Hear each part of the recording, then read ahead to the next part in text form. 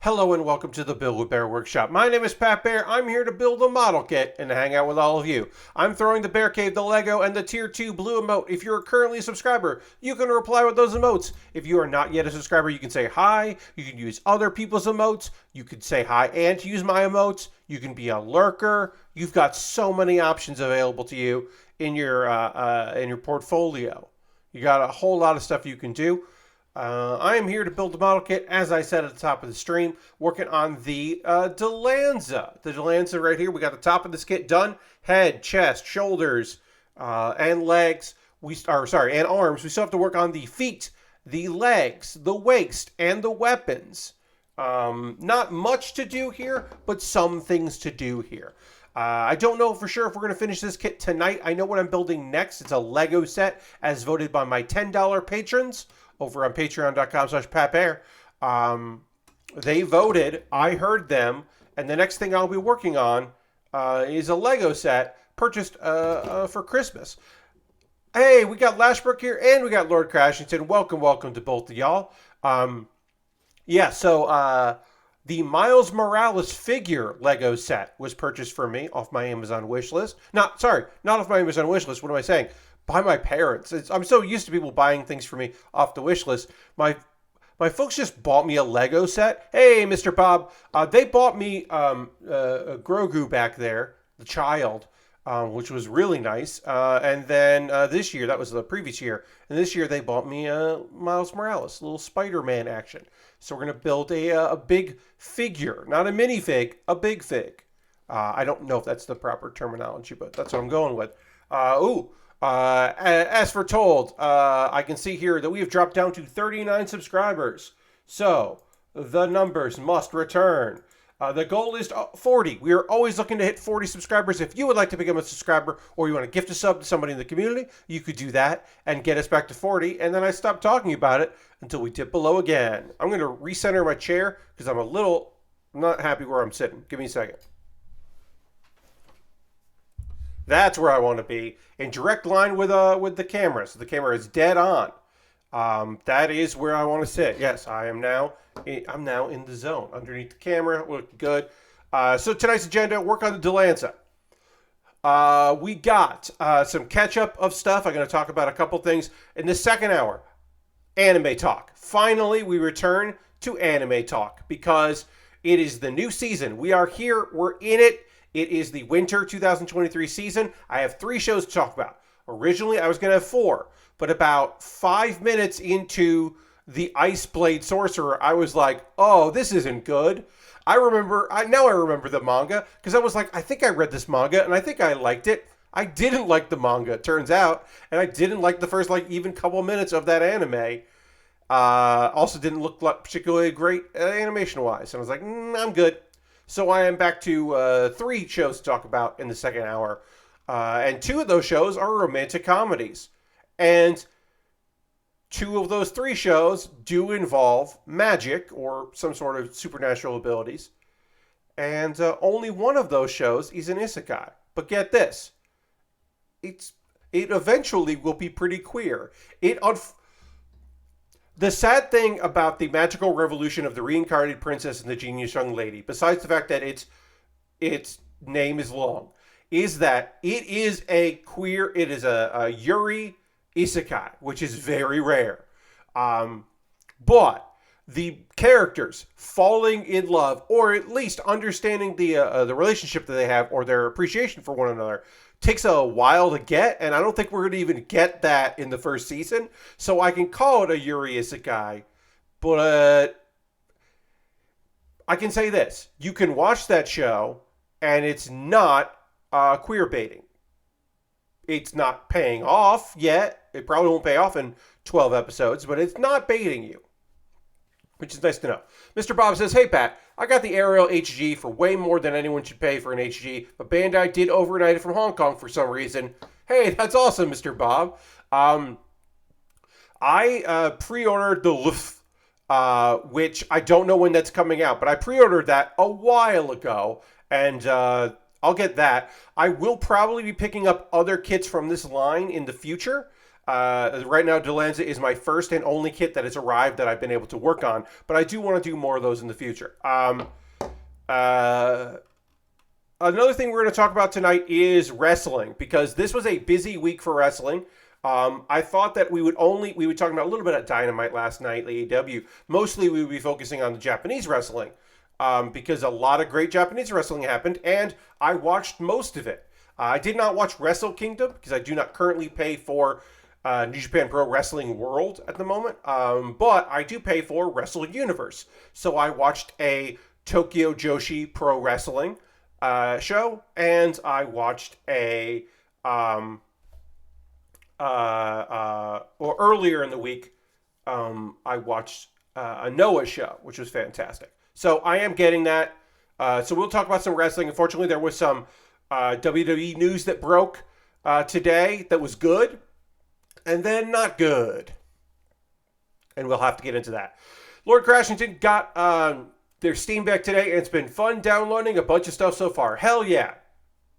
As far as I can tell, the Stream Deck is great for playing a couple games you really like and finding out if a bunch of different games work on it and then not playing those games. That seems to be the two most popular things for Stream Deck is, oh, this one game, I'm going to put like 30 hours into this, and then, oh, all of these games work. Oh, I got an emulator to run. Oh, you can get Game Pass games, PC Game Pass games to work on here. And then you just move on. Hey, did I end up with one of those fans that's bad? Oh no. Like, that seems to be my understanding of the process. Yeah, I downloaded the third Trails in the Sky game and figured out the first two don't work on it. Okay, yeah, that makes sense. Well, we are a little late on viewers. Tuesday we did pretty okay. We'll start by talking about the Tuesday thing. I hope a few more folks decide to join us tonight. If they don't, that's okay. But you know, it's always the more the merrier, and all of that. And oh boy, just so many dumb people on Twitter. But enough about that. Let's go to the overhead. I do need to put on the sub number, because we're at 39. Again, goal is to get to 40. If we don't, we don't. Let's work on the feet while I talk to you very briefly about Tuesday's stream. Lego Builder's Journey. $20 game. I got it on Epic for free during the Epic winter holiday stuff. I probably would have picked it up at some point. Boy, I'm glad I got that for free, because it made me mad in a way that would have been frustrating if I had paid any money for it. That game is really clever and interesting. The VOD is available on my YouTube VODs, which is Pat Baer VODs. It is also available as a VOD here on Twitch currently, so you can watch that there if you missed the stream. But I'll give you the brief overview of Lego Builder's Journey. You are somebody controlling the world, and there's like a adult minifig and like a child minifig, and you are helping to manipulate the world to allow the child minifig to learn the lessons of the world and follow along with the adult. And there's like a tutorial that kind of like doesn't really it kind of just shows you, and you kind of figure things out. Sometimes you have to make a guess. Sometimes it makes a lot of sense. Sometimes it's trial and error. Occasionally it's timing related, which sucks. But you'll get through it and you'll do your things, and it'll all work out pretty well. And then it basically establishes the world, and then it goes off the rails. Okay, so how does this clip in? This clips in like that. Okay. And it goes off the rails to tell an interesting story, and you're solving little puzzles. You're basically playing a puzzle game with Legos, and you're solving little dioramas. Somebody in chat, I cannot remember who, my apologies, said that it was familiar to the garden game that I had played, which was called Cloud Gardens. And that was a little similar, like a little diorama puzzle solving kind of game. And for the most part, it's super fun. Like, it's pretty enjoyable and like a good time. And and I'm happy that I played it. But then there are a bunch of parts that aren't fun at all, and then like there's like stuff where it's just like the lighting is bad in this stage. Fuck off. Also, no accessibility to like make it easier or better for that. Options, accessibility options, I should say. Be clear about that. And then sometimes they're just like, hey, here's like a 2-part puzzle. The answer isn't obvious. You will feel stupid when you figure it out. And that is, I felt foolish several times in that stream. Ooh, down to 38 subscribers. Got to update. It's happening. It's okay, but it's happening. We're at 38 subscribers. The goal is to hit 40. Okay. I got quiet there. That was unnecessary. But I was updating that. Okay. So yeah, overall, I'm glad I didn't spend money on it. Someday I will bang my head against that game and finish it. And in fact, I might do that on Tuesday if it wins. I put it up in my my Patreon poll. My $3, $5, and $10 patrons once a month get to choose from some select choices there what I am going to stream on the second Tuesday of the month. Okay, so this doesn't clip in, but I think it's, oh, it clips in like that. Okay.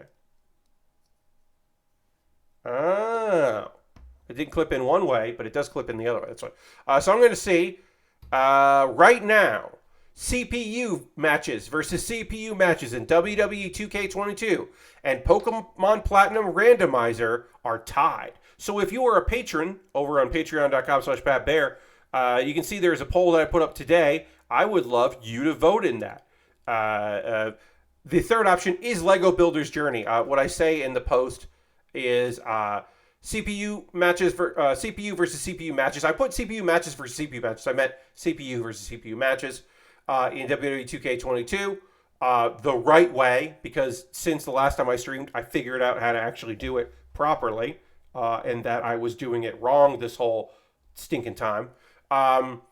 Pokemon Platinum Randomizer, we will pick up where I left off in Pokemon Platinum. I don't remember what we were doing there, so I would have to go and look. And then the third option is Lego Builder's Journey. I will try to finish that annoying game. I definitely find a good guide to fall back on when I get stuck. Yes, I would definitely use a guide, hopefully a guide with some photos. Hey, Souls the Simper, subscribe with Prime. Oh no, no, sorry, it's not Soul Simper. It's Soul You Simper. I don't know. Sibar. Soul, thank you very much for subscribing with Prime. I'm sorry, I can't say your username. But thank you very much for subscribing. We're going to hit the old applause there. Claps there. And because you subscribe with Prime, which is fantastic of you, we are now up to 39 out of 40. The number increases. We're getting back to it. We're close to 40, which is cool. But yeah, sorry about that.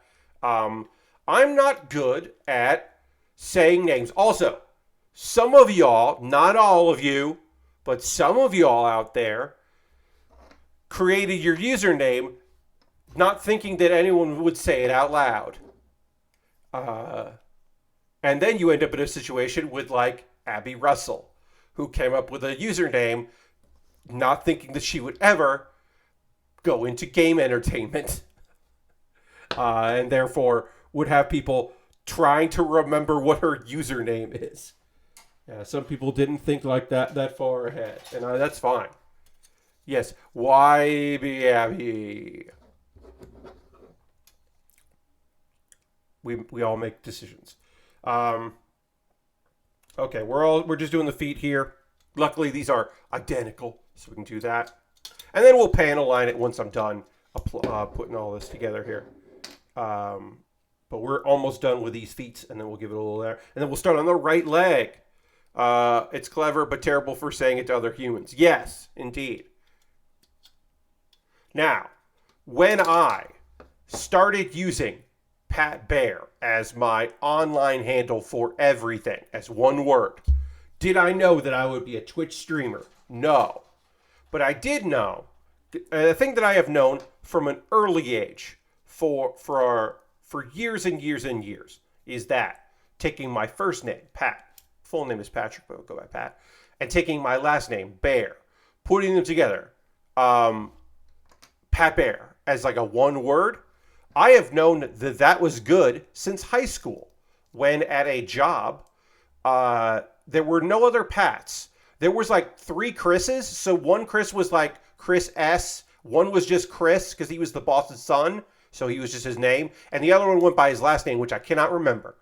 But I was the only Pat. But for whatever reason, all the waitresses called me Pat Baer because one of them just said, I don't know, Pat Baer. It's fun to say. And so they all just started calling me Pat Baer.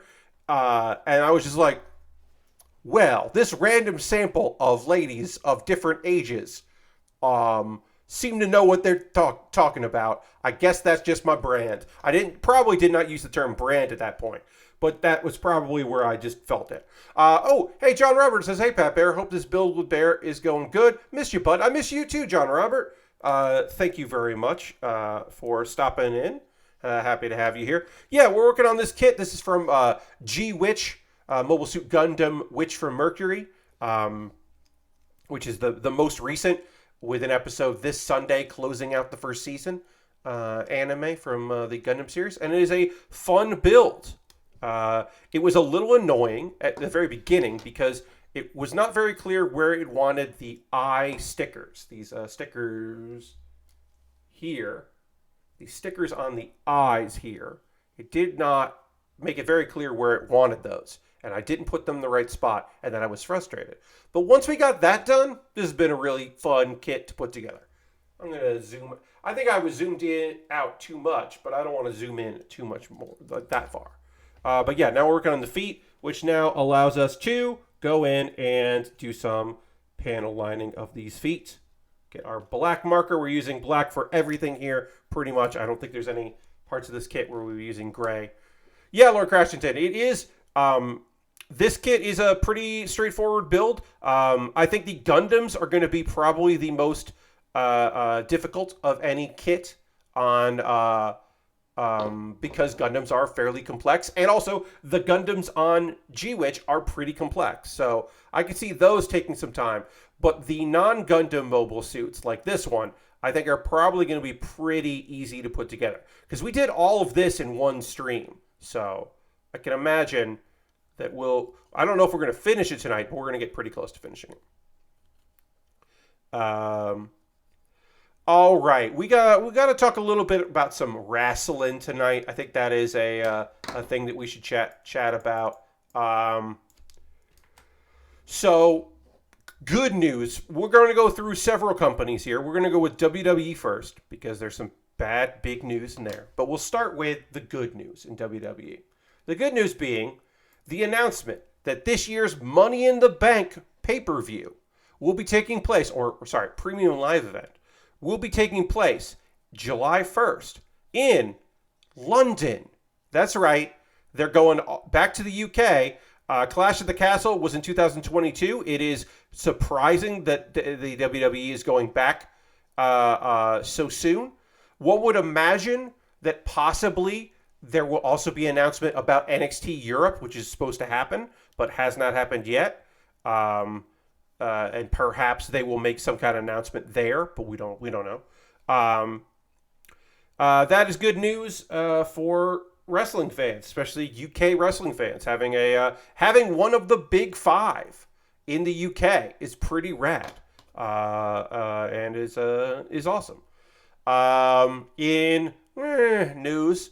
Booker T, who is currently one of the announcers for NXT, says that he is staying on commentary full-time for NXT. It is now a full-time job. Originally, the plan was reported that Pat McAfee was taking a leave of absence from SmackDown so that he could do college football commentating, but he would be back once college football season was over. So he left. Wade Barrett moved up from NXT to SmackDown temporarily, and Booker T came in instead of just a sometimes like commentator for pre-show stuff. He came into NXT, and the belief was going to be that Pat would come back, Wade would move back down, Booker T would go do whatever. Booker T is now saying, "No, I'm sticking around." We don't know what that We don't know if that means that Pat McAfee's not coming back. I don't think that's what's happening. And we don't know if Wade Barrett is just out of a job or if it's going to be a 3-person team and Wade will remain. I'm hoping not. I think if you watch SmackDown, you may agree with me that Michael Cole and Pat McAfee are a great combination. Pat McAfee is rarely a heel commentator, but he does sometimes like fun things by heels. He's more likely to think that a heel is doing something interesting. And I like that approach. He's got energy and enthusiasm, and he makes Michael Cole have more fun. And I think that's neat. So it'll be a shame if he doesn't come back. It would be a shame for Wade. I don't think Wade Barrett is a great announcer, but Wade Barrett is a better announcer, in my opinion, than Booker T, particularly when it comes to NXT, because Booker T doesn't seem to know anyone or what they're doing. Hey, Dirty, welcome. Booker T just seems to make commentary like a lot of it is just like, who's this guy? And it's just like, come on, man. Even if you don't know, like, come on. Some of these people are from the independents, or some of these people are from other companies, but a lot of NXT are like homegrown talent, and they really need some support from somebody that to give them that boost. That it's a shame if their debut, or it's their third match on TV, and one of the announcers is just like, I don't get it. I don't get this person. She's like, that's awful. So I'm not a big fan of Booker T's NXT shenanigans style, I guess you would say. So I'm hoping that he's trying to put out the idea that he's got that job. Anyway, this all pales in comparison to actually the most important WWE news, which sucks ass. Reported by the Wall Street Journal, backed up by a press release put out by the man himself. Vince McMahon fully intends to put himself back on the board of WWE and also put 2 other people on the board that were former employees in order to facilitate the evaluation on possible sale of the WWE, which he feels could only happen if he was back there. Oof, indeed. You may remember that Vince McMahon is the majority shareholder in the WWE through some B shares. So he has just a lot of smaller shares combined together. And he was the CEO and president of the WWE. He retired in disgrace, I think would be a fair assessment on that, not too long ago, because various affairs were being reported on, or about to be reported on, and he took the advice that he should fuck off. Because a lot of it was these illicit affairs that involved employees and mistreatment, abuse of power and authority. But also that to make some of these things go away, he spent company funds, gave people raises, gave some hush money to some people, did the usual scumbaggery with the company's money. And so it was kind of like imparted on him, hey, you should get the fuck out. In December, he sent a letter saying, hi, I think we should look at restructuring in order to sell. And I think I'm the man to make that happen. And then the board was like, we would definitely value your input, as long as you can promise that you will not make any plans to try to become the president again and return. And if you promise to pay back some fees from that were paid for things, There's some money that the company paid on behalf of Vince McMahon that they were like, hey, what if that didn't fucking happen, dude? Okay, that was number 10 and number 8. Okay, that's right. All right, we did that. And apparently he was like, money? Sure. Promises? No. And so this is the new thing where he basically, because the board apparently unanimously was like, we do not believe that you returning would be good for investors. We do not believe that. Now, in after hours trading, it is true that their stock did rise a little bit. And so some people were like, see, that definitely cuts into the fact that profits, like, oh, the board is wrong. It's like, well, you actually have to wait till it opens again to see how it shakes out. Because it might be, yes, people are excited about, it might be that people are excited about Vince McMahon coming back, and that shakes things up, and then people are like excited about it. But most likely, the stock would have done that jump if anyone from WWE or if the Wall Street Journal had just reported WWE is looking to sell. It definitely would have increased the stock because people would think, oh, there's money to be made here. Certainly. Yes, they'll do a 6-week tournament. Yeah. Vince is going to have to survive a gauntlet. And what's this? There's one more wrestler coming to the ring. And it's Triple H with a sledgehammer. And it's now a no DQ match. One of Shane McMahon's kids thinks that Vince should be back in charge. Just so you know. One of his biggest supporters in this, because family's important, one of his biggest supporters in this is his grandson. Which grandson, I don't know. That is also a child. So don't necessarily take that at face value about that. Be like, oh, well, A. McMahon thinks these should be back. That is a headline I saw on a site, an aggregate site. To be like, oh, well, one of the McMahons thinks that, Vince should be back in charge. It was like, and by that you mean Shane McMahon's child. Sure. Yeah, Shane McMahon's child wants Grandpa to have a job and to stop hanging around. Yes, yeah. So, look. Would it be better for business to have Vince McMahon return? I would say the possibility of people tuning in to see what kind of fucking nightmare freak show we're getting with Vince McMahon back in charge, interesting.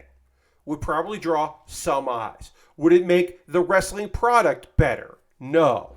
Would it make the wrestling product more attractive to advertisers as they go in for negotiations of renewing their contracts for television broadcasts? No. Would it be better for trying to sell it? Possibly. It might.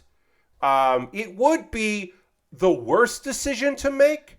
And so there is always a chance it will happen because it is a bad idea.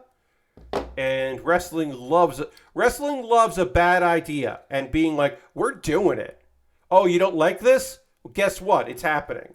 Wrestling loves that. It's one of the things wrestling loves the most is to like make it an easily unpopular, obviously wrong choice and then get frustrated when people don't like your choice.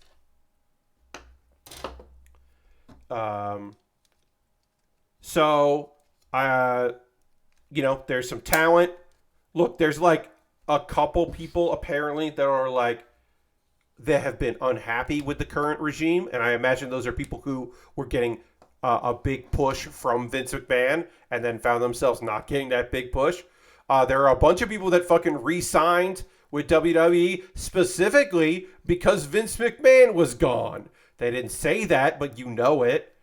People that have been let go or people that like left on their own because their contracts just expired and they didn't renew and that they were interested in coming back to work for Paul Levesque, Hunter Hearst Helmsley. And I'm sure some people are fucking freaked the fuck out about this shit. Also, I should just mention, apparently, to put new members on the board, other members would have to leave to make room for them. They wouldn't be adding new seats. So that's a wrinkle in there that Vince McMahon would have to basically convince people to step down, I guess, to replace them with people that he thinks would be good for this, and he's pushing would be good for the process he wants to do. Because shareholders are definitely interested in the idea of selling, like, to Universal, to Comcast or whatever. Like, yeah, they definitely wouldn't be against the idea, but hopefully they stand fast in preventing him. Oh, basically, also, I forgot, the last one is the ultimatum that Vince McMahon put in, which is basically just like he would not support the process of seeing about, like, shoring up to try to get sold if he's not in charge, because he thinks that being in charge is the way to make that happen, and it wouldn't happen without him. So he's not going to basically allow it to happen without him, which is just like, oh, just go away, old man. Just go back to working out alone. Come on. Come the fuck on. Come the fuck on. So that's the worst wrestling news of the day. There is some good other wrestling news and matches. I want to tell you about a great wrestling match. I want to tell you about the New Year's Day or New Year's show. Yes, Mr. Bob, I agree. It would be a very bad idea. But I want to tell you about Tokyo Joshi Pro Wrestling. That is a women's wrestling league that is owned by Cyber Fight. They also own Noah and DDT and Gambare and maybe one other. But Wrestle Universe is a streaming service that I believe it cost me $6 US because it is because of the yen. For a month, I got it because of the Pro Wrestling Noah show, and also because I wanted to watch some Tokyo Joshi Pro Wrestling because I love Maki Ito and Yuka Sakazaki, and the match I really want to talk about tonight, which is a comedy match featuring Shoko Nakajima and Hyper Misao. First off, the best part of comedic Japanese wrestling is that they are often people that would straight up murder you. They are often the toughest fucking wrestlers are also comedy wrestlers. Some comedy wrestlers in the United States and the United Kingdom and other parts of the world, they do that because they wanted to be in wrestling. They didn't think they would ever make it as a pro wrestler, but they know that they can contribute as a comedic wrestler in there. So that is kind of like the approach they get, right? Not the case with Japanese wrestlers, particularly Joshi, your women's wrestling. Because Hyper Misao, who is dressed like a Power Ranger, she's dressed like a Kamen Rider, but that's an easier thing. The Sentai, I think it's easier to say Power Ranger. She's really dressed like a B-tier sidekick Kamen Rider. She has a bicycle that she puts like cardboard on to make it look like a cool Kamen Rider bike. And she was in the match, which is usually a tradition. The last couple of years, it has become a new tradition in TJ PW to have Shoko and Hyper Misao wrestle each other in a comedic nonsense match to start the new year. It's the year of the rabbit, so they had a rabbit match. What does that mean? It means that suspended above the ring is a long rope, and hanging off that rope are 3 bunny rabbit, stuffed bunny rabbits. You climb the ladder in a ladder match to get that bunny rabbit. One of the bunny rabbits, we don't know which one, has a note, and you instantly win. That is the way to win the match. It is not pinfall, it is not submission. It is climb the ladder, pick the bunny that says winner, winner. You then hand the bunny over to the announcer or the referee who will declare you the winner. But only one of those is the winning bunny. The other 2 bunnies are stipulations that get added to the match. Because it's not usually like in American wrestling, a ladder match, or even in some Japanese wrestling, the ladder match is just like anything goes. It's a ladder match, but there's no DQ, so you can do whatever you want. In this particular match, you could use the ladder, but you're supposed to just use the ladder to climb. And every other rule is just set in place. It's just a regular match besides that. Until the first bunny was pulled down, in which case it became a lumberjack match. That's right. 4 girls that we had seen previously on the card came out wearing bunny ears, because it's the year of the rabbit, and giant cartoonish mallets. Those big, like, plastic mallets that make like a squeaky noise, like giant on-your-shoulder mallets. And if anytime anyone fell out of the ring, they got hit with the mallet. Shoko has a kind of like a fox gimmick. So she's just running and running away. Meanwhile, Hyper Misao disappears. Just disappears. And she comes back later wearing bunny ears with the mallet, pretending like she is one of the lumberjacks. Also, as pointed out by commentary, the smallest amount of lumberjacks we've ever seen, because it was just 4. It's like, that is a tiny amount of lumberjacks, which is very funny. Anyway, they all get beat up. One of the girls, they just realize, oh wait, I can attack a bunny. They attack one of the rabbits and just fucking scoop slam it onto the exposed concrete. I think it's Shoko, picks her up, stands on the mat, and then goes, no, and then walks away from the mat and then does it. And it's brutal. As again, these are comedic wrestlers that are also badasses. Anyway, eventually the second bunny gets pulled, climb the ladder, get the second bunny.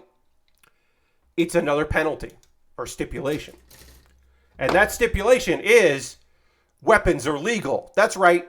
Any weapon is now totally legal in the match, which includes attacking the bunnies and taking their mallets. And it also includes Shoko Nakayama's collection of kaiju action figures.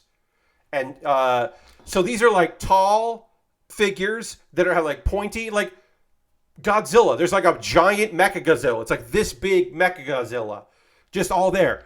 And it's not thumbtacks. It's not Legos. But it is going to fucking hurt when you get slammed into them. There's a point where Hyper Misao is on her bicycle and she's charging at Shoko, who is riding a scooter. It does not go well for the scooter. She gets knocked off the scooter and it kind of falls apart. And then she attacks Misao with the scooter, because of course she can, because it's legal. It's a lot of back and forth. It is really fucking funny. Eventually, they do spots on the sharp, the pointy bits, not sharp, but pointy bits, and sell really well how much it hurts to fall on all of that, of the various kaiju. They climb the ladder at the same time. They climb up. They're trying to knock each other off. They're trying to get the advantage. They can't get the advantage. They both reach and pull down the third bunny at the same time and are declared the winners. And they win. It is a draw.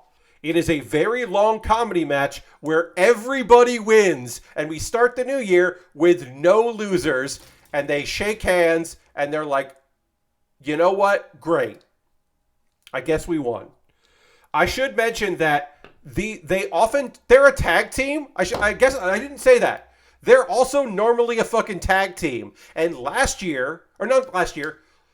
month in December, they did a 2-on-3 match. They didn't have a third member. And they made the owner of the company, the founder of Joshi, Kona, they made him come out of the commentary and be the third member, and then he just got beat up by all 5 girls in the ring. Because they made him the third member of their team because they don't like him. And then he got beat up, and we didn't see him for the whole match. And at the end of the match, after they won, this was back in December, they found him again and started threatening him by pointing at him. I love those girls very much. Hyper Misao, again, I have to stress this. Incredibly funny, very talented, complete and total fucking badass. Will wreck your face. And then I want to talk about the main event. Princess of Princess Championship match. That's right.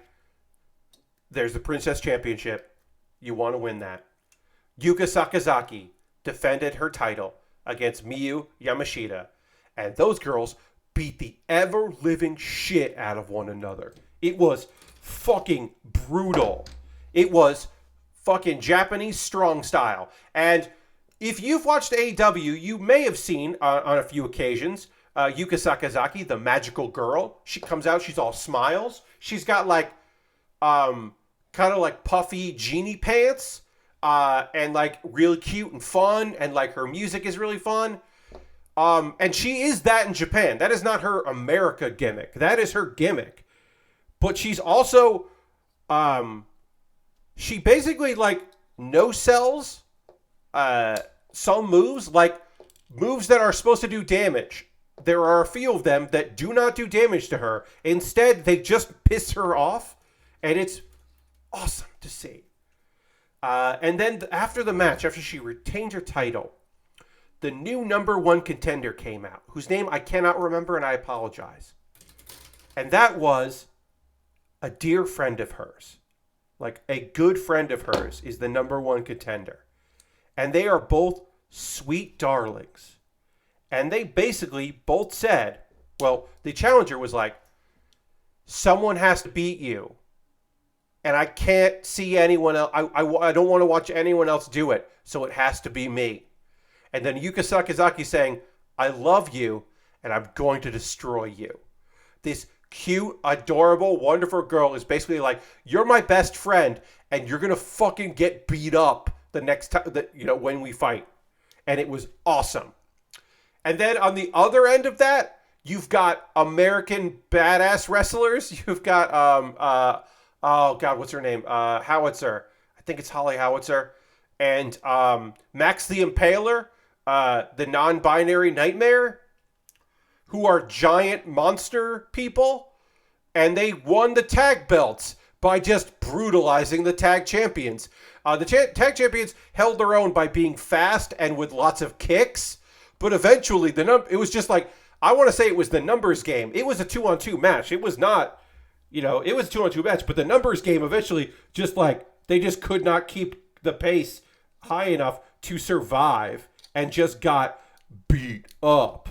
A show that always opens with several of the wrestlers singing a song to warm up the crowd and doing a dance is also some of the most brutal wrestling that happened this entire week. I hope I am selling Tokyo Joshi Pro Wrestling enough. I feel weird about showing modern wrestling on a Tuesday, when I do my wrestling streams. So I have, up till this point, chosen not to do that. And I have instead only shown old stuff, specifically or particularly stuff from All Japan, which I know I can show and it won't be a problem because All Japan Women is not a company anymore. So I know I can show that. But I am very tempted to show some Tokyo Joshi Pro Wrestling and just see what happens. Because, God, if it isn't fucking good as hell. So good. And let's see. Wrestle Kingdom 2 is happening on the 21st, and it will be New Japan versus Pro Wrestling Noah. They are announcing tonight, I believe, sometime after the stream. Maybe during the stream they were announcing, and I just don't know. They were announcing the competitors, but it will be members from New Japan Pro Wrestling taking on members of Wrestling Noah, Pro Wrestling Noah, which should be interesting to see that. That could be wild as hell. They've done some stuff before, but this looks like to be like factions versus faction. And that could be really strong. Really strong and really good. So I am interested in what that is going to be.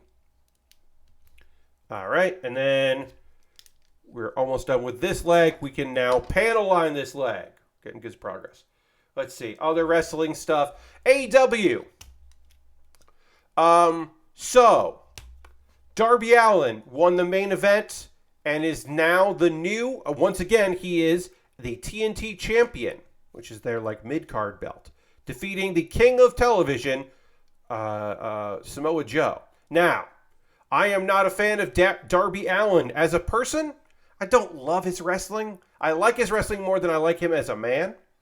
I love Samoa Joe very, very much. So I was not happy with that. The show was in Seattle, where he is from, where Darby Allin is from. So he was a hometown boy winning the belt, which is nice.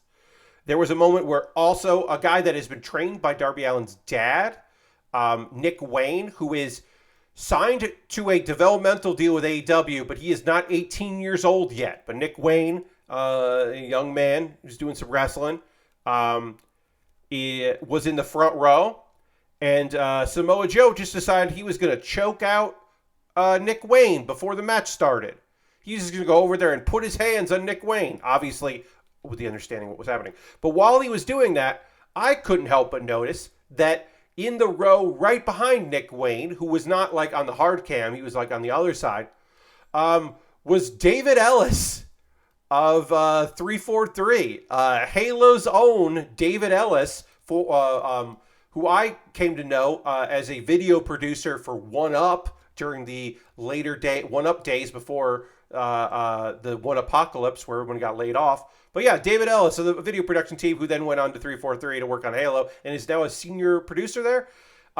David is lives in Seattle and went to fucking AEW. I knew he was there, but I didn't, and I knew he had floor seats, but I didn't know I would see him on TV while standing right behind Nick Wayne as Nick Wayne got the life choked out of him by fucking Samoa Joe. That was just nice to see. That's just David, who I know. This is like, we're on a follow each other on Twitter, wave at each other at conventions basis. You know, David has competed in one League of Heels show. And it was just fucking neat to see David. I don't know. That was fun. His hobby is watching men get choked out. Yes, he went to go see that. He got to see it up close. It's nice. Good for him. There's another thing that happened that seems very strange. So,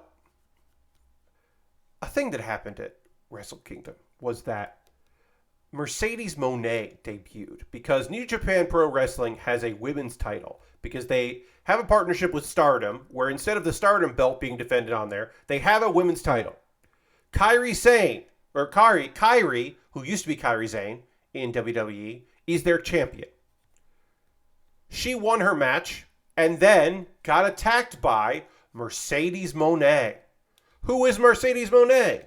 Mercedes Moné used to be known as Sasha Banks in the WWE. Sasha Banks has been, this is her first appearance anywhere as a wrestler outside the WWE. And she attacked Kairi, did a finisher that Kairi apparently screwed up. But even if it had been done properly, I don't think it looks good. So hopefully she will modify that or change that shit. Or whoever she does it to next will know how to do the move. Anyway, rumor has been circulating for many, many months that Mercedes Moné, or Sasha Banks, under some name, because Mercedes is her real first name, was definitely signing with New Japan and was going to work in that division and do Stardom as well. But also, she was going to join, in some capacity, AEW. Because you can do both. And people were like, nah, she's not. That division is too big for her. It's not going to... she's too big for that division. That's not going to work out. Like, they'd really have to restructure some stuff, and she'd just be a part-timer, and because she wants to do Japanese wrestling so much, and that's probably not going to happen. And then last night, a few people were like, Sasha Banks is going to be in LA, or Mercedes Moné is going to be in LA.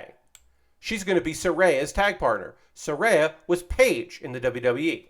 And like a month ago, she was like, told, like, hey, find a tag partner to take on Britt and Jamie Hayter. Britt Baker and Jamie Hayter. And it was like, I'm gonna find a tag partner. And then we never heard who her tag partner was. And it wasn't, to be fair, AEW certainly put fuel on the fire. But for the most part, it was just the internet community that was like, oh, it's got to be someone huge. It's got to be like Kairi Sane or Mercedes Moné, or like, it's got to be like a huge get. It can't just be someone from the roster. If it's someone from the roster, they fucked up because they should have just said who it was. Well, last night, we found out who the mystery partner is going to be. It's Toni Storm, who is already a part of AEW and has been around and has been the AEW Women's Champion. And it's kind of a deflating thing to find out. Like, that's what that is the secret you were keeping? So, of course, some people are saying this is a fake out, or the mystery partner thing, it's going to pay off because it's actually going to be, Saraya's going to get attacked by Mercedes Moné because Saraya chose Toni Storm instead of Shida, and Shida is visibly upset by it in the promo or the interview. So like, oh, okay, so that's what we're doing. A lot of people got a lot of theories. My assumption is, yeah, Tony and Saraya are going to get attacked by Shida and Mercedes Moné. That is the thought that is possible. We'll get heel Shida and Mercedes as a heel. Maybe. Here's my crackpot theory. I'll tell you my crackpot theory. Way back in December, they wanted to start promoting this LA show. This big LA show. This LA show is going to be very big. They were like, we're going to start promoting it. Let's say you got a mystery partner, right? We'll say you're going to bring your partner, right? And people will start speculating. Because we're talking with Mercedes about booking her. We're going to book Mercedes. And it would be great if that's your tag partner. But we can't say that right now. Because even if we have an agreement, we can't say it's her because she's still under contract with WWE until 2023. So we can't say anything. Everyone's going to fucking know, but we can't say anything. And then something went wrong, and they didn't get her. And they were like, okay, well, let's get somebody. Well, if it's not Mercedes, it's got to be somebody big, or a portion of the internet's going to be fucking impossible. And they were trying to book somebody, and then they let it rest. And they were finally like, all right, well, we can't, it's not going to be anybody. So let's just storyline, have it be this. We'll just do this.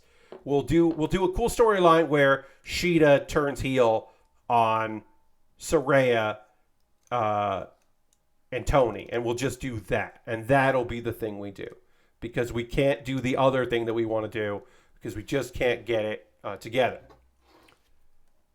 That is my crackpot theory. Now, will Mercedes Moné show up next week? She probably will.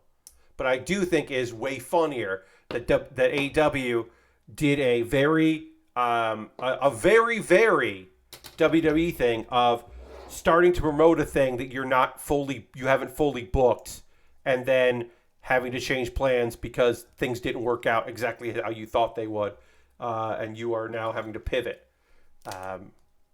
As they did one year, somebody pitched a return vignette. This is true. WWE. They were going to have a vignette series, and they picked this whole thing about like these kids in school, and it was weird, and they had music treatment, and they pitched it. And somebody said, cool, who is this for? And the person that pitched it just said, I don't know, I figured we probably have somebody returning. I just had an idea for a cool return we could do. And Vince McMahon was like, great. Yeah, somebody will be returning. Let's just air it. Because they thought they were getting Chris Jericho back. This was years ago. It's pre-AEW. They thought they were getting Chris Jericho back, and they were like, we'll air it. It'll be fun. It'll be Chris. We're going to give it to Chris because this is a really fun idea. It wasn't that great of an idea, really, but whatever. And then Chris Jericho extended his world tour with his band Fozzy. And so negotiations fell through with Chris Jericho. Meanwhile, they had been running these vignettes that they filmed, and they already started running them. And they didn't have anyone to come back to do it. So some people would just said, well, let's just stop airing it. Who cares? Or whatever. Or somebody else said, we were thinking of repackaging so-and-so. Nobody, why don't we just repackage somebody and we'll say that was them. And then somebody said, well, you know who called me the other day and wanted to do a short program? What about Glenn? And so this vignette of this kid, this troubled kid in school, and like this music and like this imagery and just him saying, he's coming, he's coming, he's coming, was for Kane, who worked 5 months and then disappeared again. And it was a good choice. Whoever had said it, whoever was just like, hey, I heard from, Glenn Jacobs the other day. Like, yeah, sure. We'll make it. This is like in the 2000s. We're like, yeah, we'll bring Glenn Jacobs back.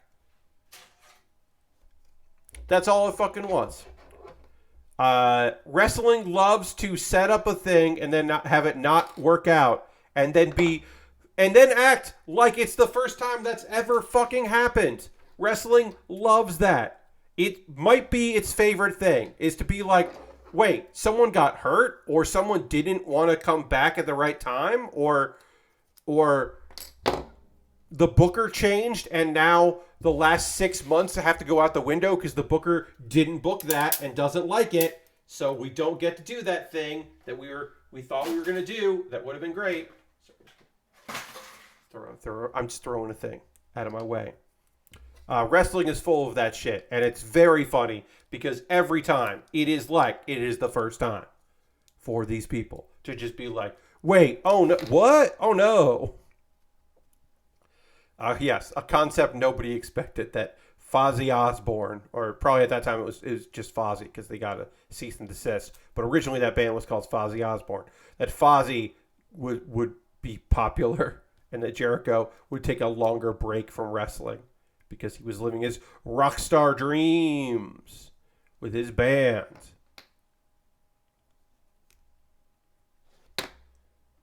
You know, if Jericho was a true heel, like a true heel, he would change his entrance music from Judas because people like singing along to Judas.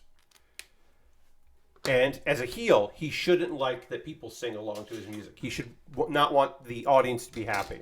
And he should, change his song.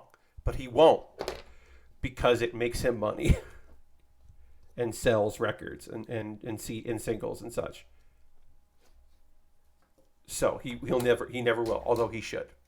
That is a small pet peeve of mine, that Jericho has not changed his entrance music. A heel should not have music that the audience sings, the live crowd sings along with. That feels wrong to me. Small pet peeve. A lot of other issues with Christopher Jacob. No, it's not Christopher Jacob. It's Chris Jericho. A lot of other issues with the man, but that one is one that is a pet peeve of mine that I could probably let go at some point. Putting the back skirt on here. This kit, we are almost body complete with this kit. Got to do backpack and weapons, and we are gonna fucking finish this kit tonight.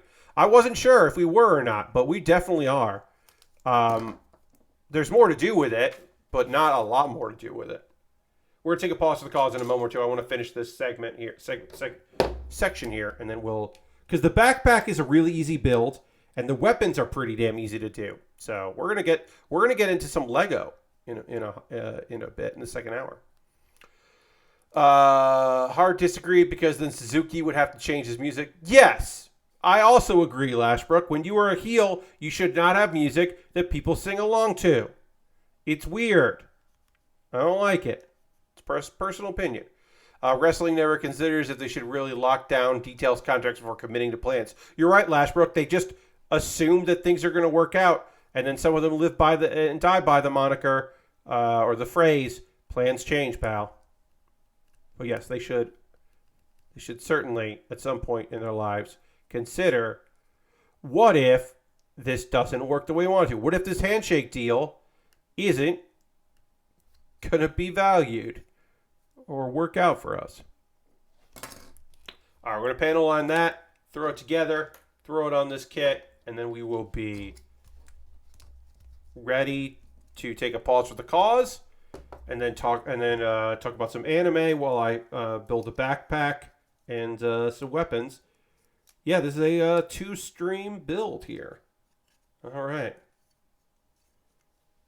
And this suggests doing the legs first and then combining it together, which we will. Put the legs there. Put the legs there. And then pop this on. I'm going to hold it by the bottom here. I'm going to spread the legs up, hold it by the bottom so that I have something to hold on to, and then push on the shoulders or the top of the chest here, not the head, because that is an easy way to have things pop off if you're connecting a kit like that. And there we are. We got our stocky friend here built. We got to do the backpack and the weapon still. And there's a cool place to keep the weapon, which I love. But yeah, we are almost done with this kit. It's really cool looking. Chonky Knight. Our big Chonky Knight with kind of a... I don't know how else to say this. This kit has a fupa. It's got a protrusion in the front there. I know you know what I'm saying, and I have to hope you agree with me. But like this kit does not have much junk in the trunk, but it does have junk in the front, is what I will say. It's weird. Wink, wink, says Lord Crested. Yeah, I'm not really winking. Cockpit. It's called the cockpit, Pat. Yeah. It's got a fucking cockpit, Lashbrook. It's got a for reals cockpit. We have one more sticker to put on. That's on the gun, because of course it is. And then put this on there, and then I'll show you how to... There is a cool thing you can do where you can have the gun... you can have the gun sit in here, which is neat. But we haven't done that yet, so... You can also hold the ammo stock in there, which is neat. But we'll do that. And that's it. We got the 2 different blades. Blazing. Okay. We'll do that in a minute. It's for docking, Pat. All right, Lord Crashington. Maybe it is for docking. I don't think it's for docking. What's going to happen now is I'm going to talk to you about ways you can support the channel. I'm going to update because we are currently at 37 subscribers. We are not at 39 anymore. We're down to 37, which is okay. It happens. But yeah, we're at 37 out of 40. Goal is to hit 40, but I'm going to update that. And then we'll go to the intro. Now is the part of the stream where I talk to you about ways you can support the channel. There are a variety of ways to help me out with what I do here. If you would like to support.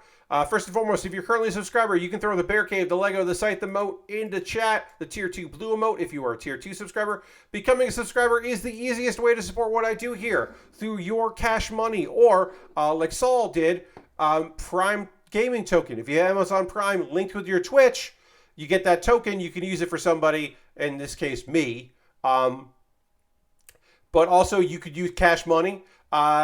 Lysandis gifted a sub on Tuesday, which is radical. You could gift a sub to somebody in the community. We're currently at 37 subscribers, as I mentioned. The goal is to get to 40. The goal is always 40, and then I shout up about it until we drop down below 40 again. But you could gift a sub to the community anonymously or get credit. Join the gift sub leaderboard if that's something you'd like to do. Bits and coins are always appreciated. If you want to do that, you could be the top of the cheerleader board with one. You jump up there. You could do that. That is another way to support what I do here. And then there are other ways. And we'll get through this pretty damn fast and get into the whole talking about anime and finishing this kit and then starting a Lego set thing. But let's start with by saying, I mentioned it earlier, I got a Patreon, patreon.com/PatBaer. There's a $1, $3, $5, and $10 tier. There are different rewards for the different tiers. I mentioned that if you're in the $3, $5, or $10 tier, you get to vote on what I'm what I'm doing next Tuesday. I just put a poll up. Again, that Tuesday poll, the poll for Tuesday right now has WWE 2K22 CPU versus CPU matches tied with Pokemon Platinum Randomizer. I would love for there to be a winner in that. If you wanted to vote, you could. The CPU versus CPU matches, I learned from my mistakes previously, and so I have a plethora of new matches to do in there. And then Pokemon Platinum Randomizer is just a fun thing that I like doing. I will probably do whatever loses between those two later in the month because there are 5 Tuesdays this month, and I need ideas for that. I know one stream is going to be something, and I don't want to say what it is. I know one game, but I got to wait because it's not out yet. But once it's out, I'm going to stream it. I'm teasing you about that. Anyway, that's my Patreon. I also have a YouTube channel, youtube.com/PatBaer. You could become a member there, and you will get my Wednesday videos a day early. I'll talk more about that in a minute, but I got a new Wednesday series. It's fun. You should watch the first episode of it when I link to it later, and then just not watch it because I'm doing this, but maybe have it on loop and watch it like a bunch of times. But yeah, you become a member there. You get my Wednesday videos a day early, which is the benefit. And you get messages and stuff like that from me. One-time donations, because those are all monthly subscriptions. But what if you just want a one-time, help me out so I can keep doing what I'm doing? Well, then you can jump in with that, and that'd be fine. You can do a direct donation to Coffee and PayPal and Stream Elements, or. And everything I make through direct donations through YouTube, which includes AdSense, so watching my videos helps. Patreon and Twitch goes into a fund, and I buy model kits and equipment with that. So if you want to, help me out there, you can buy something and, get a subscription there, and that would help me, and I could buy stuff like the Dlizanza, which we're working on right now. I bought this with funds from monthly subscriptions. Now, I'm starting a Lego set next, and this Lego set was a gift from my folks. It was considered part of my backlog. There's a way to get me to build something that's not in that backlog, and that is to buy it on Amazon, on my Amazon wish list, and then it'll jump the queue and become the next thing I build. So once I finish Miles Morales Lego, I will start whatever you bought from Amazon. I have Lego sets, inexpensive kits, expensive kits, free Prime shipping, stuff that is just like price to move, something that is dropped in price, stuff that is kind of expensive for what it is. Some new Lego stuff I recently added you should check out. Some model kits from various shows, some of which are priced like weirdly, and some of them are priced like pretty competitively. Old kits, like, hey, the Gundam Maxter high grade, the 1/100 scale high grade Gundam Maxter. That is a kind of rare kit these days, and it's priced, I think, appropriately for that. But that's on my wish list. A bunch of stuff that's very expensive that's on that wish list that like I don't expect anyone to buy, but it's there. And there's some gear at the bottom. Thank you. I don't know who did this. Somebody bought the cleaning set that I put up there for cleaning my computer and my desk of all of the little like particles from the polymer eraser that I use and stuff. Just like a cleaning kit, like a rechargeable cleaning kit instead of me buying condensed air. Somebody bought that off my wish list. I will get it at some point, and hopefully there'll be a message. That's lovely. But if you buy something from my list, it jumps the queue. I make a YouTube video about it, and of course you get my respect and admiration. Some of my favorite kits have been purchased off my wish list. It's really, really kind of people. I have a Throne wish list. That is an alternative to having Amazon because some people don't want to use Amazon. I get that. Take a look at that. See if there's anything there you'd like to see me build or gear that you think I should have. And then USA Gundam Store. They've got some kits that I would certainly want to build. And you could buy a gift card to USA Gundam Store and then send me a DM on Twitter, because my DMs are open, or a whisper here on Twitch with that gift card code. And I would take that code and I would use it to buy a kit, probably from G-Witch. Probably I would get Puffy Hair's mobile suit. I think that would probably be the next thing I buy. I don't know. But I would get that, and you could make that happen. If you want to help me out and not spend any money, join my Discord. My Discord is obviously free, and it is a nice, chill place. You're welcome to join the Discord. Let's see. A couple video links. There's a new season of anime, and maybe you would like recommendations of that. Or perhaps you would like recommendations of last season's anime and to see what you might want to get caught up on. Because you don't watch current stuff, you just like to marathon stuff that's already all up. Well, check out Pat Baer's Anime Club.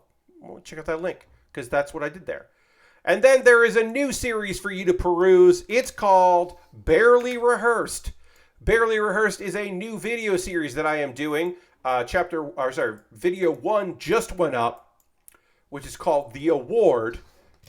Baerly Rehearsed is a series where I'm taking old pieces that I've written in the past, like this one, or new pieces that I'm writing, like next week's, which I'm currently writing right now, which is fully written, and then rehearsed some before I hit record. Sometimes I might record myself doing it. I might be reading off of my iPad.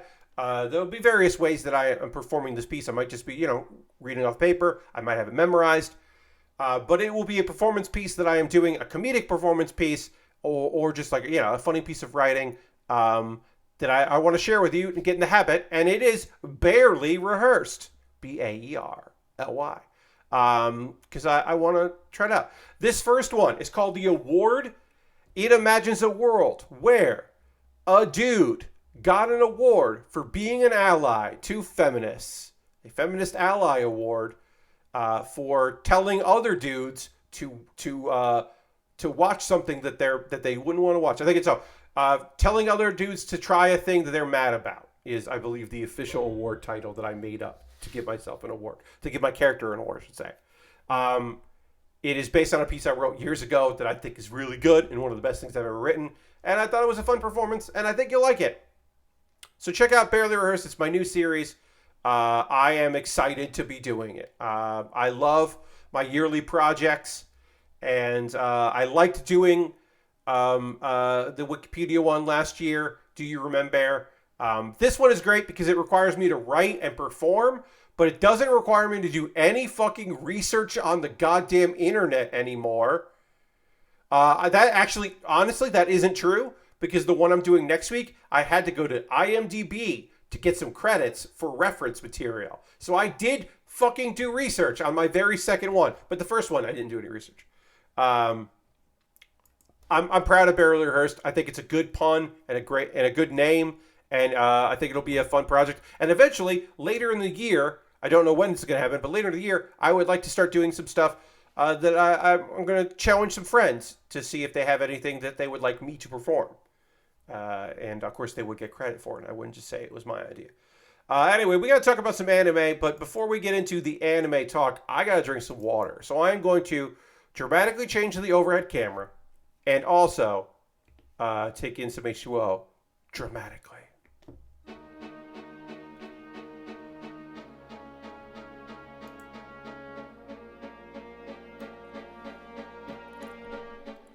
All right, let's talk about new anime. All these shows are debuting.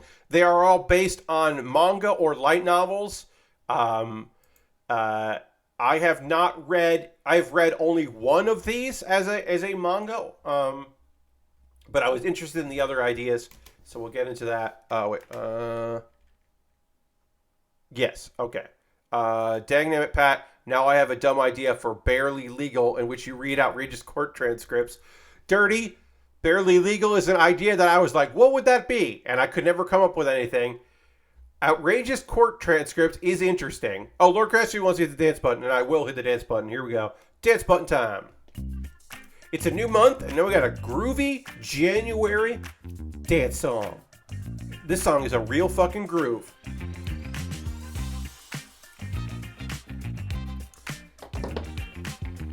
It's a beat you can groove and move your body to. It's pretty rad. Groovy New Year, indeed. I'm really liking that too. All right, let's build this backpack, which is just 3 parts.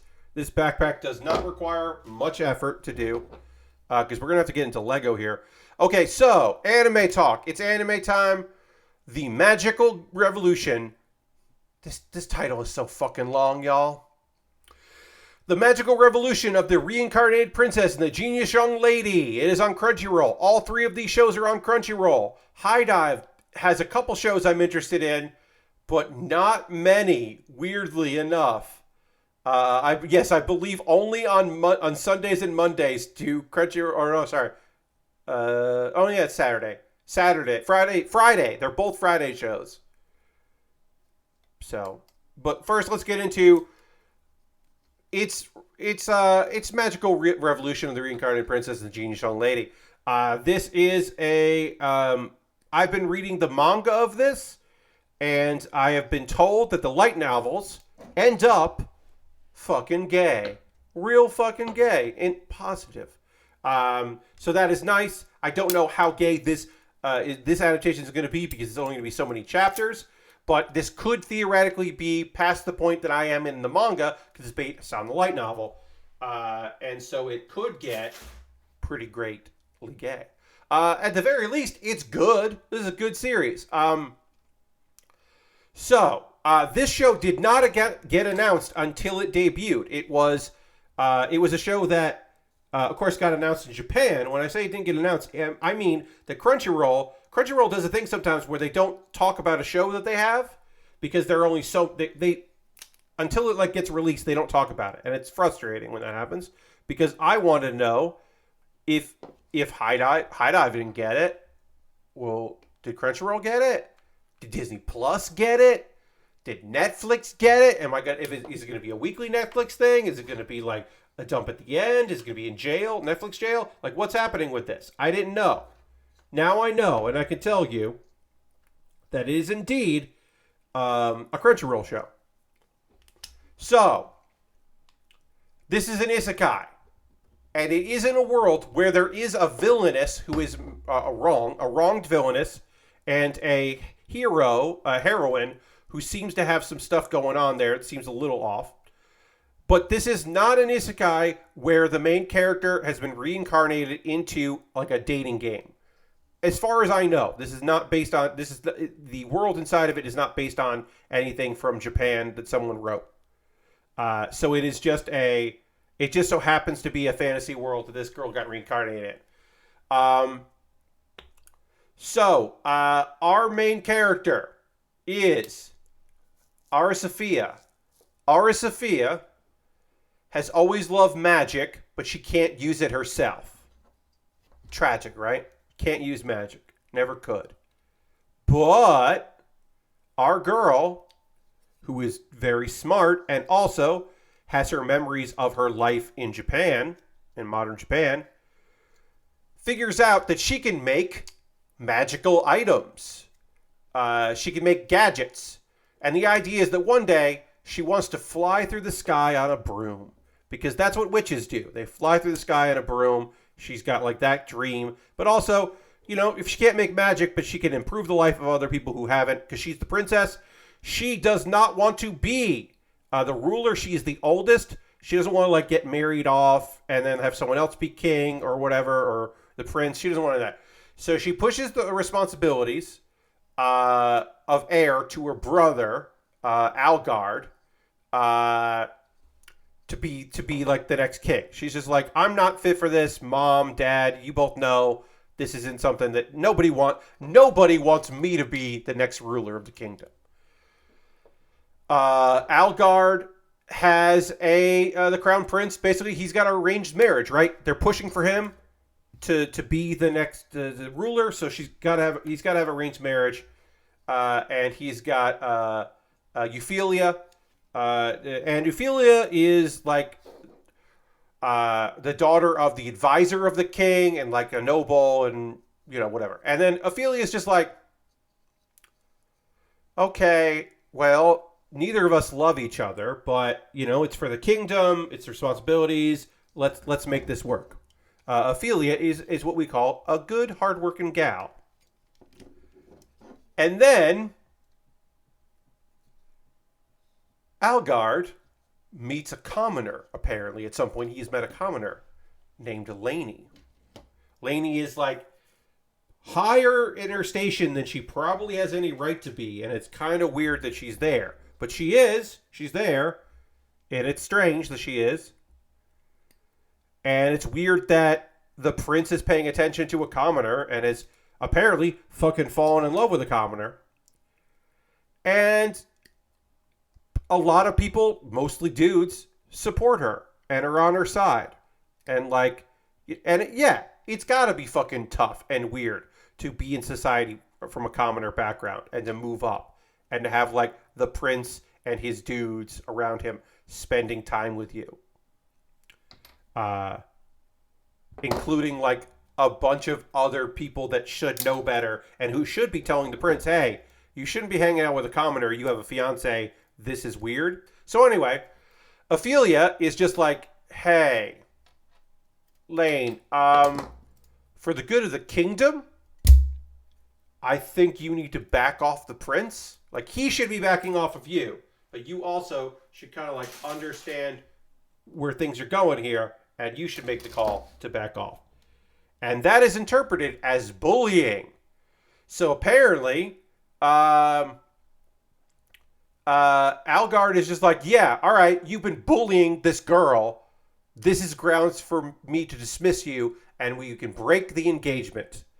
Does he have the authority to do that? No. But if you've read stories like this or watched stories like this, you know that when you're lovesick, it doesn't matter because you're the prince and you're doing the right thing. Anyway, at that very moment, at this party in front of everybody, Aristafina crash lands because she's been trying to fucking fly using magic tools, and she crash lands in the party, and she's just like, shit, everybody's here. Wait, what's happening? Wait, who's doing what? Wait, what's going on?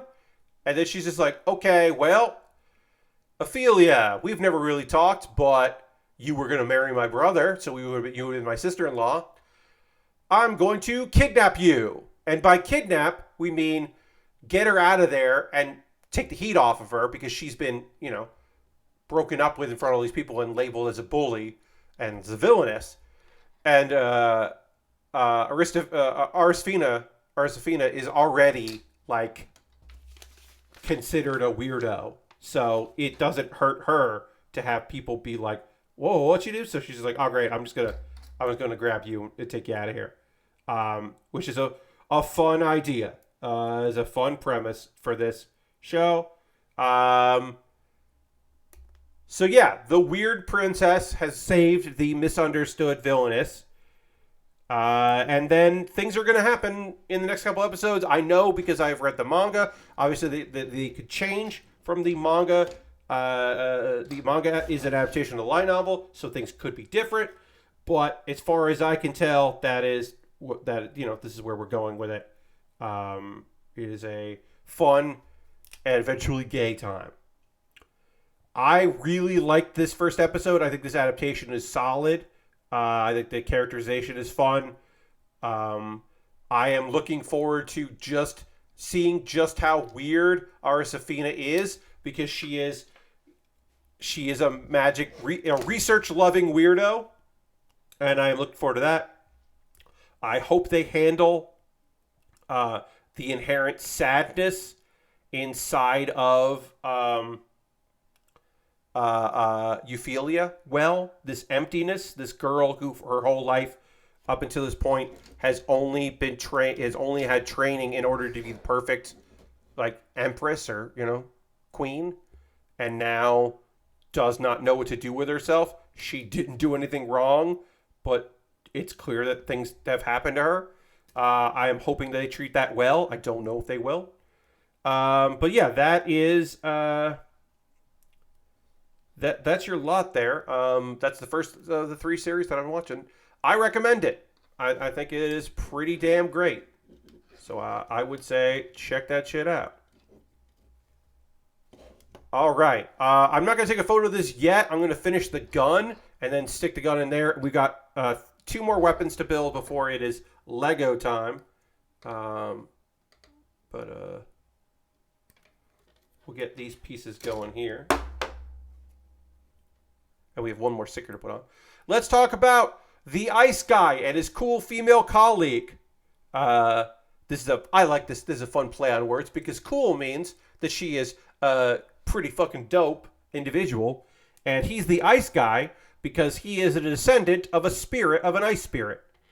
Right off the bat, I'll say this is a romantic workplace comedy. If you do not like your rom-coms, then probably not for you. If you don't like workplace romantic comedies, probably not for you. If you don't want your romantic comedy to have weird supernatural stuff in it, probably not for you. I'm right off the bat, I am going to say, to me, the best part of this series, the thing I think is the coolest thing on this series, is that everybody knows that he is the descendant of an ice spirit. That is a thing that everybody fucking knows, and it's cool. Because there's already there's another person in there who's even weirder, in my opinion, than him, who is like a fox. She's like a descendant of a fox spirit. And that's already more unusual than the ice spirit thing. So this is a world where it is basically Japan, but there are people who... All right, I got to figure out how this connects. Sorry, I don't understand how this goes. This blade thing, I think, opens up and is supposed to slide in there, but I can't get that right. This is supposed to just slide in and then be there, and then you pull it out and then have it. But I can't get that to work, so I'm not going to worry about it. We'll deal with that in a minute. It's just the blade here for that and the gun. We'll get this gun together here in a moment. So, yeah, that goes in the hand, and that should go in there. Okay. So, who are our characters? Okay, so their ancestors were spirits, so they are blessed with spirit abilities. That's kind of their deal. Fuyusuki is, and he's got like Yuki in his name. Fuyusuki is, her name, she's got cool power, no powers. She's just like a regular old person. And then on her way to her new job, her first day at her new job, she runs into Himuro. And his feet are frozen solid into the ground. And he's like, I'm a descendant of a snow woman, Yukika. And I've got ice magic, but like sometimes when I get really emotional, my magic just happens and I can't control it. So I'm frozen in place because I'm scared about a thing. And she's just like, wow, okay. I've got some tea, and then shares the tea, and that melts the ice. And then he's just like, oh, that was really neat.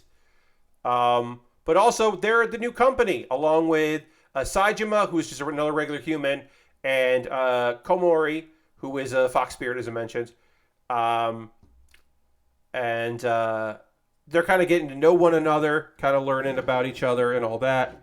And then it is told that, like, hey, you know, our ice boy loves flowers and cats, but like he can't hang out with a cat because, you know, his ice powers get out of control and that freaks cats out.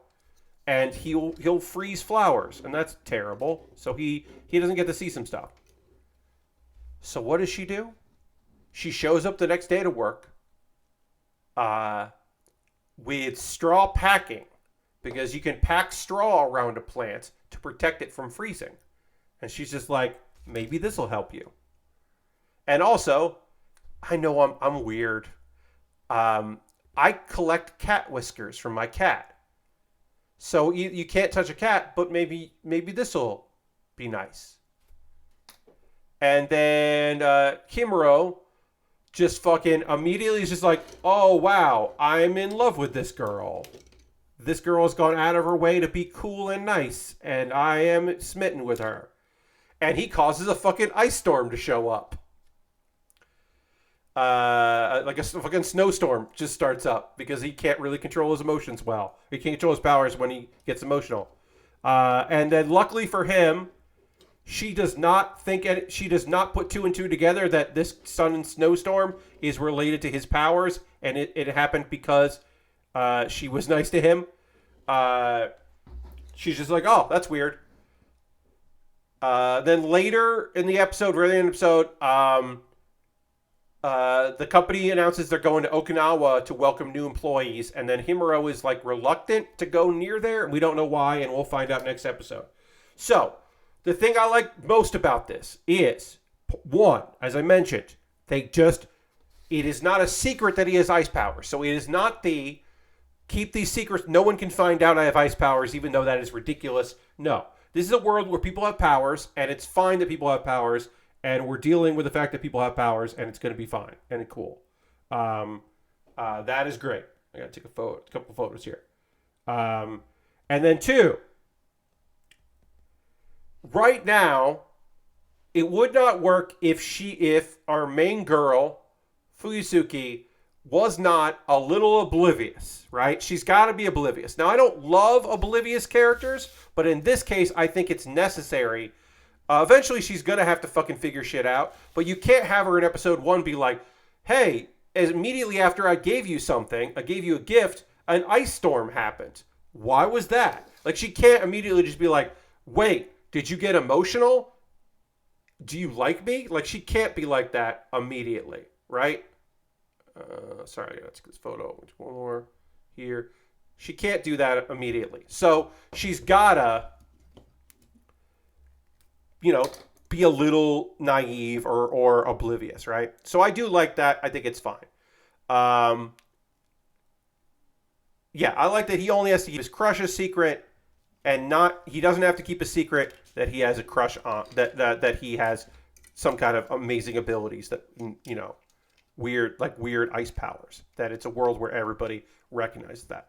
So I think it's pretty solid. It didn't really hook me. Like, I'm going to give it more time. I'm going to give it a couple more episodes, at least one more episode, to see if I very much, if it does click with me. I like the premise. I just don't know if it's like something that I really want to watch 12 episodes of. I think 12 or 13 or whatever, I just don't know if it's something that I really, really want to put the investment in. But I did think it was cute, and I do like cute things. All right, we're going to take one more photo of this, and then it'll be Lego time. So we'll get into that here. But I just want to get this together here.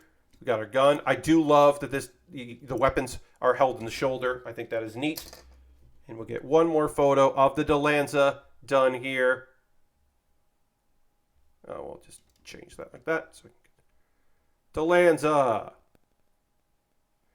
Dlizanza is Dlun. That didn't work.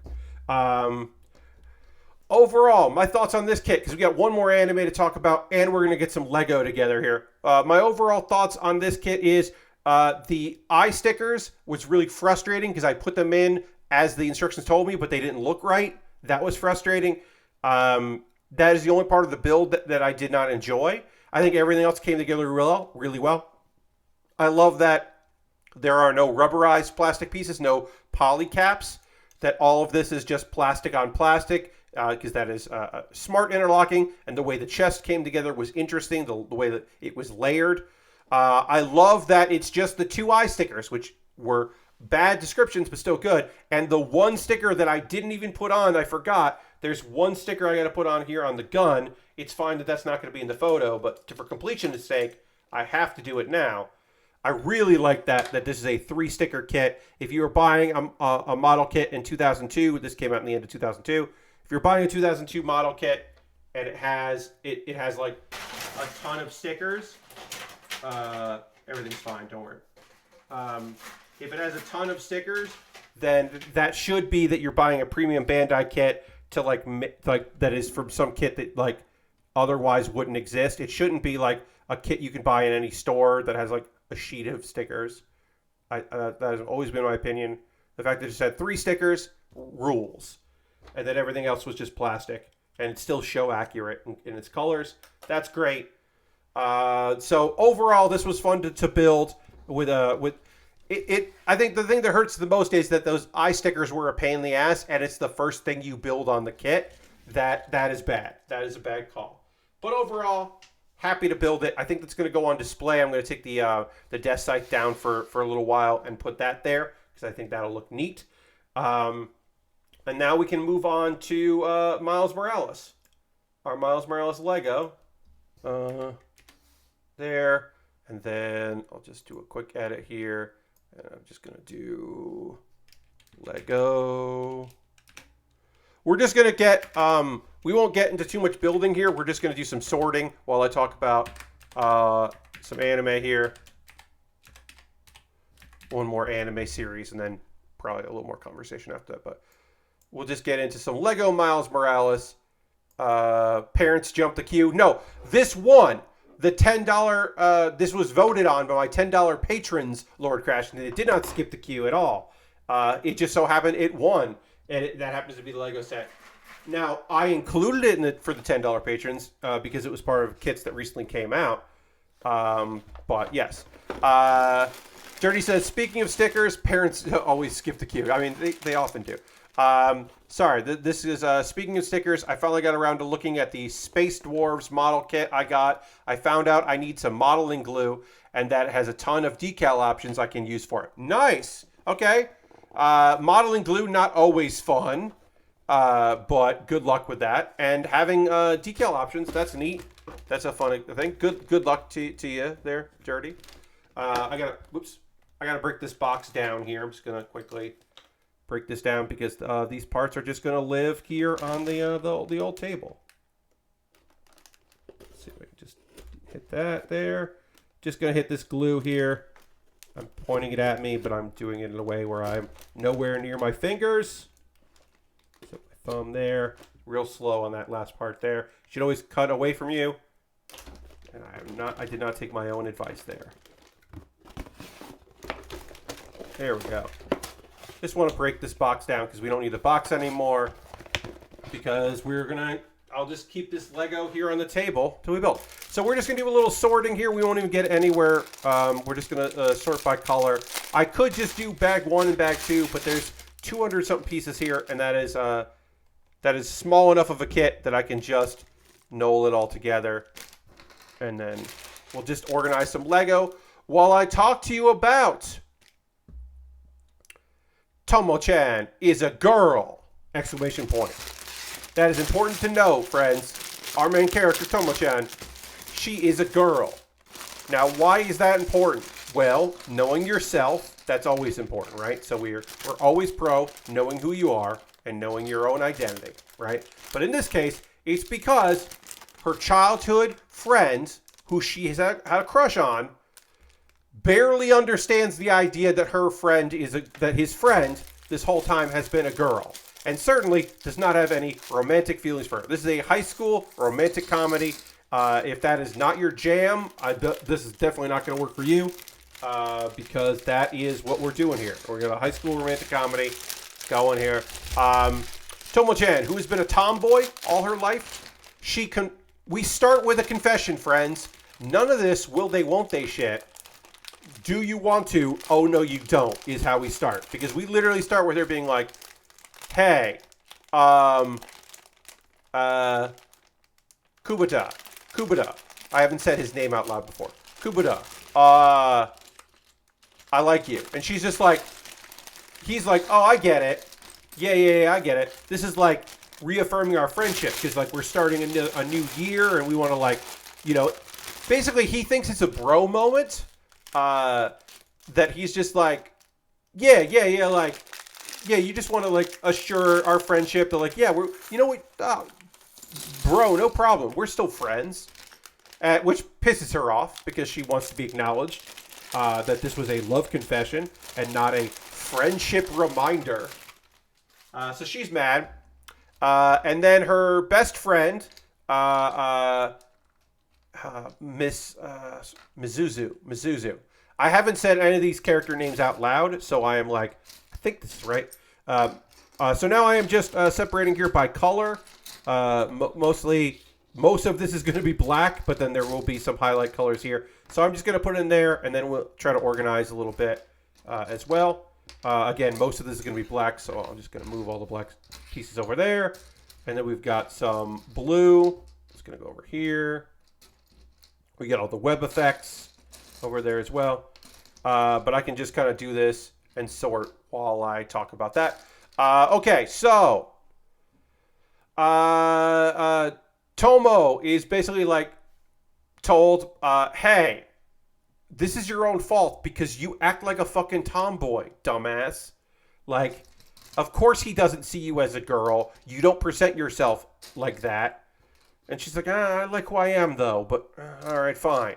So she tries to present herself a little bit more like kind of change like how she address. I think that's probably hard to translate via subtitles. But she apparently tries to change how she talks with him. And tries to, like, change like how they have conversations to make it more obvious to him that, oh, well, that's because this is how you would talk to me as a girl, dude. And that just like makes him mad, and they have a fight, and they make up. The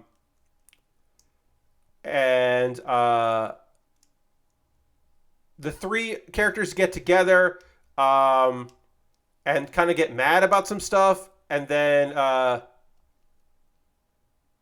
Kobita, like, kind of like inadvertently, he sees her because of the rain. There's some real like anime ass, romantic comedy ass bullshit in this of like, oh, of course it's raining, and like he sees her like with like her rain soaked clothes, and that like doesn't really affect him much, but it does make her anxious, and it's very romantic comedy stuff. I think it was fine. But it was very, like, by the book. And that's, like, the first story. Because we're basically getting, like, 2 stories in one episode. So here's story 2. Apparently, Tomo, our main character here, takes part in the men's karate club. Because she is. And the captain of the club really admires her. His name is Kosuke. And then she's just like, hey, you're a guy. What can I work on as like a lady? Because I'm like, a little misunderstanding there. She's like, what can I like work on my own? And then Kosuke is just like, I mean, you're great the way you are. You don't really need to change. Like, you're charming. Like, he's like, am I being flirted with? Am I like, what's going on here? And like, these are things that, and there's like a little bit of like, is this a thing I actually do think that. Oh, okay. But they get seen talking like that by 2 girls. Uh-oh. Are we introducing mean girls? I don't remember their names. I'm sorry, I did not write their names down. I just wrote down Mean Girls is shorthand, and I was going to go back later and find out their actual names, and I didn't do that, and I apologize. Anyway, they're going to, like, they want to talk. They, like, fucking want to talk to Tomo because they saw her with Kosuke. And so they're like, hey, we want to meet with you. And then Tomo is like, oh, these girls are challenging me to a fight, huh? Sure. She immediately assumes that they are challenging her to a duel, which I find hilarious. And then they've realized these girls are like, what? And then also, hey, you're freakishly strong. So they're scared. And then they don't want to meet her. And then her friend, the girl who is definitely the voice of reason in the show, Misuzu, is like, hey, look, you don't have to talk with your fists. Like, they just want to talk to you. We don't know why. You won't know why until you talk to them.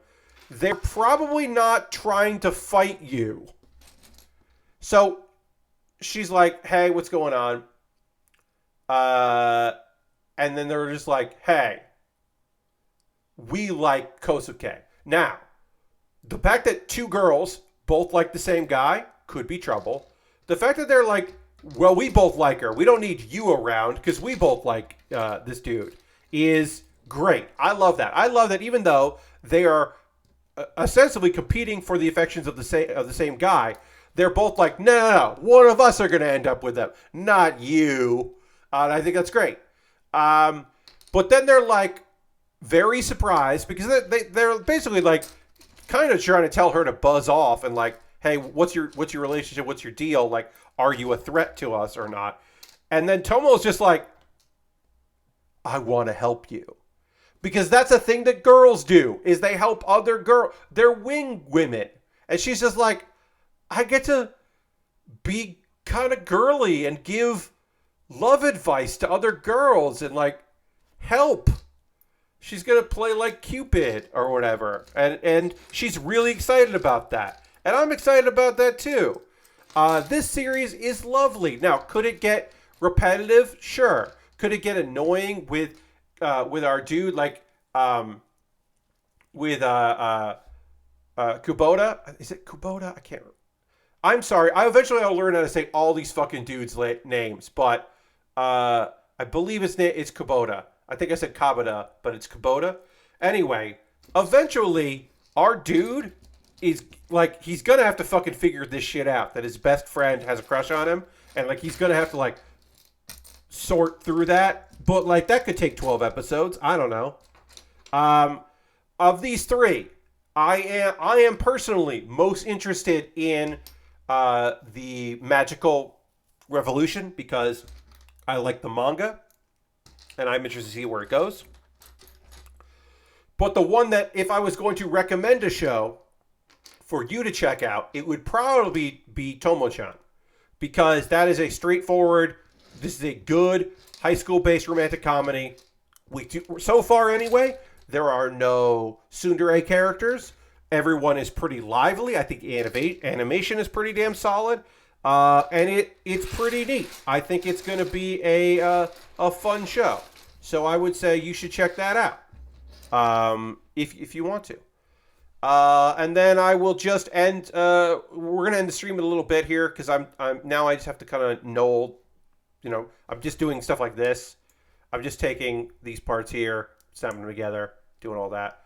I do want to just quickly say, as a Thursday update, since Thursday Night Football is over, there are no more Amazon Prime games. I did not have to set up my laptop in the living room next to my dad's TV so that he could watch the games, because that is the solution we came up with, because the app on the TV, the Amazon Prime app on the TV, is terrible. Of course it is. So we didn't want to use that anymore. So the solution we came up with was, let me bring out the laptop, and there's an Ethernet, because that's where the router is. So I just ran Ethernet cable to the laptop and then HDMI out of the laptop to the TV, and we just did that. And I don't use my laptop that much these days. I mostly use it for like writing, like out on the porch in the summer. Or really the spring when it's nice out. I like sitting out there on the laptop. So I wasn't using it, but it was annoying that I had to constantly go out there and set it up every week. I didn't have to do that because the seasons are over, and apparently ratings for that were down. So I am sure that I'm sure this experiment will continue. But now I know that for next year I have to come up with a solution. I have time to do that. The solution will be a Roku or Fire Stick or something. I will have something with apps on it that he can just use, and by then he and my mom will know how to do that. The laptop was just a solution that I came up with that worked fairly fine, but that is obviously not a permanent solution. It'll just be some kind of device that will either be wireless or I can just wire it because it'll be right by the router. So there's that. That's going to do it for tonight. We finished up that great kit. I have now some knolled. I haven't fully knolled. This is something I can do before Saturday. Right now, I am just going to like push them all to an area and deal with it later. This will just go over here, and this will just become later Pat's problem of figuring out how to knoll all this stuff and organize it. Because this is like not that big of a kit, so it's pretty easy to just shove it all out of my way and deal with it later. But we are going to end the stream with a raid. That is how we end every stream. We always end with a raid. We're going to find somebody doing something cool out there and go give them some love and spend a little time with them. So let me see who that should be. I do want to thank everybody for joining me tonight. I hope you'll hang out with me on Saturday as I start actually putting together Miles. That would be fun. So I hope you can do that. All right, let's see who we're going to raid. We're going to go find somebody out there doing cool stuff and go hang out with them. I do know that Matt, who we often raid on Thursdays, is not streaming tonight. So we are not going to raid Matt Wiggins. But we will, because we often do raid Matt Wiggins on a Saturday. Or a Thursday, I should say. Okay, who we got going on here? Who's doing stuff we want to go hang out with? How long has this person been streaming? Because they just want to see. Oh, no. They've been going for 4 hours. They are definitely wrapping up. My buddy is definitely wrapping up there. So we're not going to go raid him because like I said, he's been doing it for 4 hours. He's definitely going to finish up. We have not raided my buddy. P2 is online. Player 2 is online. So we are going to go raid my buddy Mitch because we have not raided him in a while. He's playing Neon White, which is fun. So we're going to go hang out with Mitch because Mitch is cool. And Neon White is a game that I enjoy watching. I don't think I would enjoy playing, but I enjoy watching. So we're going to go give Mitch a raid. Feel free to come along on this raid. Oh, yeah, you got to be a follower to chat, which makes sense because he doesn't have mods like I don't have mods. So it's good for him on that.